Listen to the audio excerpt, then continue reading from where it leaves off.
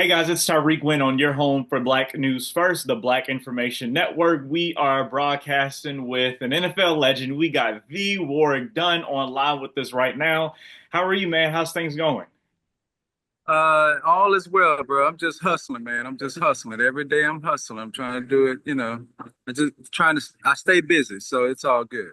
Oh yeah, of course. So and speaking of staying busy, we got something amazing going on. You're part of the massive Super Bowl FanFest in Atlanta, bringing fans together for an unforgettable experience. So what excites you the most about events like these, and what does it mean to connect with the Atlanta community in this way? Well, I think the most important thing about opportunities, events like this is really you get to engage people, you get to meet new individuals, learn more about them, or there's an opportunity that people hadn't seen me that may have want to engage me, get a picture, and those things. So it's just an opportunity to really see people, meet people, but also learn more about individuals. I think, to come together, that's how you build relationships and connectivity with individuals and communities when you come together. So this is just a great opportunity to really engage individuals, families, and kids. They tell you, you hear all kind of stories. You learn a lot about people, what they think, and so forth. And you hear the good and the bad when it comes to the football. So it's always fun. Oh yeah, of course. And speaking of football, you've had an incredible career in the NFL, but now you're making history in a different way as the first Black limited partner of the Atlanta Falcons. Can you tell me what that milestone means to you personally, and what impact do you hope it has on future Black ownership in the NFL?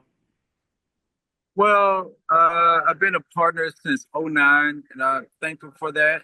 Again, that's, because of a great owner like Mr. Blank giving me an opportunity to do something like that.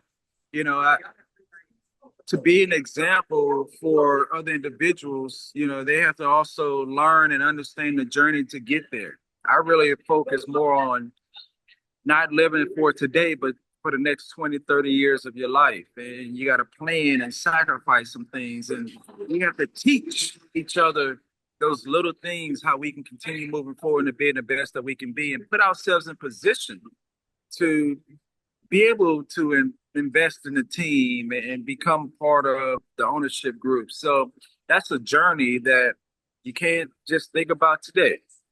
You got to think about the future and how now I can be an example for the future generation that this opportunity is there. It's just you have to do your part. And hopefully people take that and learn that you do have opportunity to advance yourself if you do those little things to be consistent and productive in life. So I'm thankful.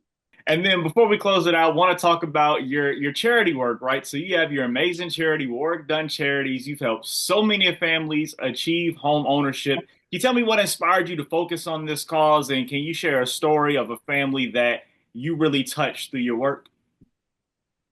Well, I got started on this journey because of my own personal tragedy in my life, my mom's dream of homeownership. And I've been able to help assist single parent families over the last 27, going on 28 years coming up. First time home ownership. And that's giving them $5,000 down payment and fully furnishing their home. So we've been able to really touch 236 single parent families in 16 states, 30 cities, impacting them because home ownership is important. It creates stability in kids. They perform better and much more confident. So to help a family move forward and create that connectivity, I think is important in our society. But we also have to give continue to push them and give them a little bit more with service support services that we do at the charity now with our scope program, overall brand of health and wellness, where we talk about health is your wealth, physical, working out, biometrics, eating healthy, growing vegetables, and all that stuff. Financial health, count on your future. If you invest in yourself, we will invest in you. We'll help you start a savings account and focus on spending on needs versus wants. We all have wants in the world, but what do we need to live a good life? And then the mental health capacity, Betty's Hope, where we try to create that balance for families when they're navigating through life. Because today, the way kids respond to adversity is tough. And I do have, we also help families with scholarships where we give out $5,000 scholarships to individuals that are in college and need some assistance, but they're also involved in giving back in their community too. There's some community engagement. So we bring all of those support services to the families that we help. And, one family that really sticks out is that the mother, we helped her get into a home, a habitat home. She sold that home and bought another home, and her son bought his first home. So Wow. now when we talk about generational wealth, yeah, that's what you're working on. You're passing it down. But she was an example, and he stayed open to doing that. And for me, parents are important in kids' lives. Having both, but a mother and a father engaged. This little kid, this guy, little man, he's a man now, took those steps and followed, the example that his mom set. And that's what you want.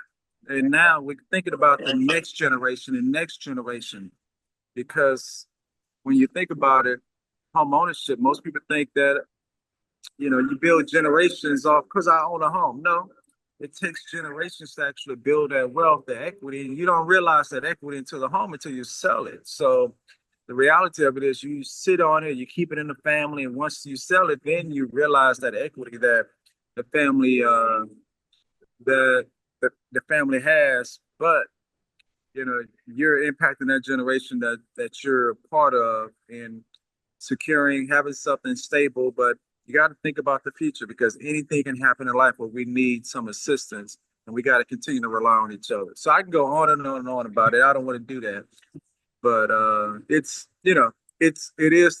is great to have a parent that have sold a home, bought another home, but then you have a kid buy their first home. That's impactful. Yeah, that's beautiful, man. Definitely love to hear it. And kudos to you on everything you got going on. I know you're going to continue to do the good work. So definitely kudos to you and congratulations on everything you have going on. And I appreciate you so much for your time. Thank you so much. It was a pleasure.